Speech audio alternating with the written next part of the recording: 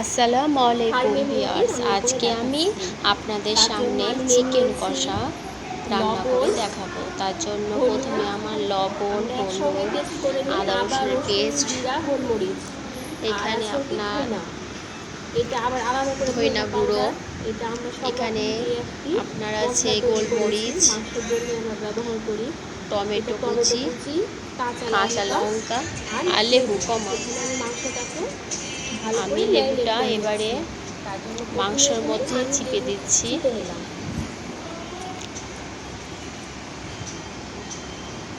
লেবু চিপা হয়ে গেলে আমি স্বাদ মতো এখানে লবণ দিয়ে দিব।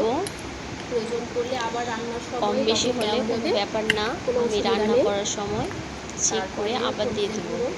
হলুদ দিয়ে দিচ্ছি। এখানে আমি যে আদা রসুন ও জিরার পেস্টটা করে রেখেছি সেটা দিয়ে দিচ্ছি।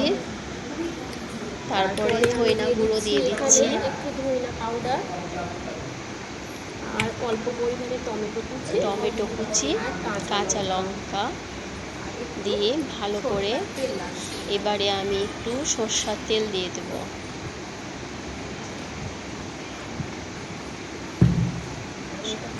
এবারে আমি মাংসটাকে ভালো মতো ম্যারিনেট করে নেব।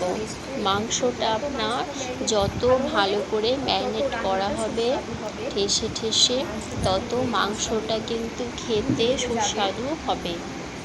তার জন্য আমি ভালো মতো মাংসটাকে নেড়ে রেখে দিলাম 8 ঘন্টার মতো রেস্টের জন্য।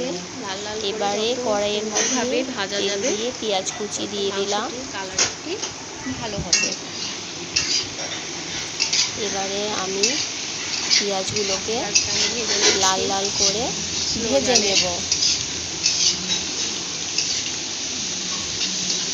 পেঁয়াজগুলো আমার আস্তে গ্যাসের ফ্লেম স্লো করে আমাকে আস্তে জালে ভেজে নিতে হবে। রুটি হলো সকালে আমার শাশুড়ি মা শ্বশুর যেন সব পেঁয়াজই একই সঙ্গে গোল্ডেন কালার হয়ে যায়। এবারে আমি মাংস কড়াইয়ে পেঁয়াজের মধ্যে ঢেলে দিলাম। এবার মাংসটাকে আমি ভালো মতো কষে নেব। তার জন্য আমি মাংসটাকে নেড়ে যাচ্ছি। মাংসটা সব রকম মশলা দিয়ে নেড়ে চেড়ে নিচ্ছি। মাংসটাকে ভালো মতো নাড়াচাড়া করে প্রায় আধ ঘন্টা নিতে হবে। প্রায় হয়নি, বেশি মাংস তো আধ ঘন্টা মতো টাইম লাগছে, না হলেও 20 মিনিট তো বটেই। দেখুন আমার টমেটো কুচিগুলো কিন্তু কোনো মেয়ে রান্না করতে বসেছে, আস্তে নেই, সবগুলো মাংসের সঙ্গে একবারে হাত নাড়াও দিয়ে হ্যালো করো মেখে গেছে। আমার মেয়ে বসে গেছে আপনার রান্না করতে। ঠিক আছে, উঠো আমি একটু নেড়ে নিই দেখি। মাংসটা নাড়ছে। আপনারাকে ভিউয়ার্সটাকে বাই বাই দিল। ওর খুব শখ রান্না করার আপনার। আমি মাঝে মধ্যে দিই আপনার। মাংসটা দেখুন কালার অনেকটা চেঞ্জ হয়ে গেছে। বাইরে বৃষ্টি হচ্ছে বলে আমাদের রান্নার জায়গাটা স্যাঁতস্যাঁতে হয়ে গেছে। ভিতর থেকে বৃষ্টির ঝাপটা নিয়ে আসে আপনার। ভালো লাগে, ভাতের সঙ্গে খেতে ভালো লাগে সেটাতে। এবারে আমি মাংসটাকে আবারও ভালো মতো নেড়ে চেড়ে নেব। আবার ভাতের সঙ্গে এরকম ভাবেই মাংসটা রান্না করি।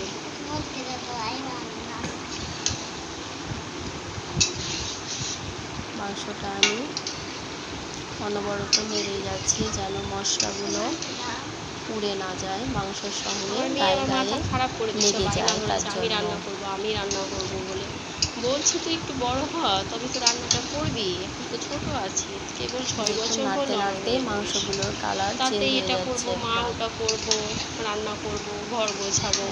এইভাবে মাংস রান্না করে আপনার লুচি দিয়ে রুটি দিয়ে ভালো লাগে খেতে। শোকেস পুষতে যাবে, গরম গরম ভাতের সঙ্গে ভালো লাগে, কিন্তু রুটি আর লুচি দিয়ে বেশি ভালো লাগে। বড় হবি তখন তো করতেই হবে, মেয়ে যখন হয়ে জন্মেছি। ওটা আমি ভালো মতো কষিয়ে জল দিয়ে ঢেকে দিয়েছিলাম 5-10 মিনিটের মতো। দেখুন মাংসটা সেদ্ধ হয়ে গেছে, কালারটা কি সুন্দর হয়ে গেছে আপনারা দেখুন। আমার মাংস প্রায় হয়ে গেছে। এর মধ্যে আমি এখানে জয়ত্রী, জায়ফল আর এলাচ, শাহি জিরা এগুলো সব গুঁড়ো করে রেখেছিলাম। সেই গুঁড়োটা দিয়ে এবারে আমি মাংসটা নেড়ে চেড়ে নামিয়ে দিব।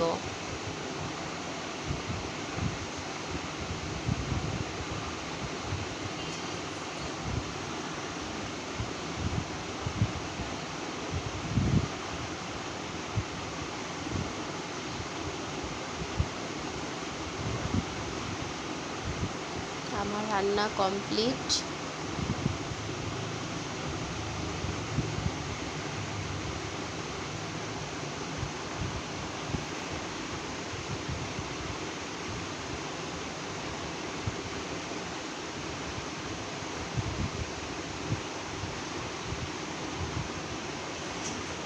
মানে সব সময় ভাত তো খাই না, শুধু মাংস, ডিম এগুলোই আমার খাবার। মাংস বন্ধুরা, আমার মাংস রান্না হয়ে গেছে। কালারটাও আপনারা দেখুন, কত সুন্দর কালার হয়েছে মাংসটা। এবার আমি মাংসটা ঢেলে নিচ্ছি। একটু ঢেলে দেন, আপনি পারছেন না, একটু ঢেলে দেন।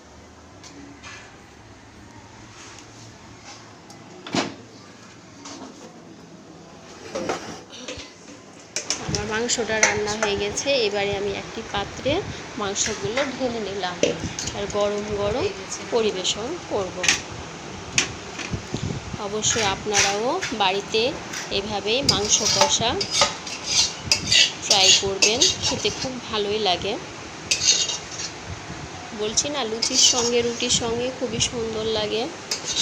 অবশ্যই আপনারা ট্রাই করবেন। খোদা হাফেজ।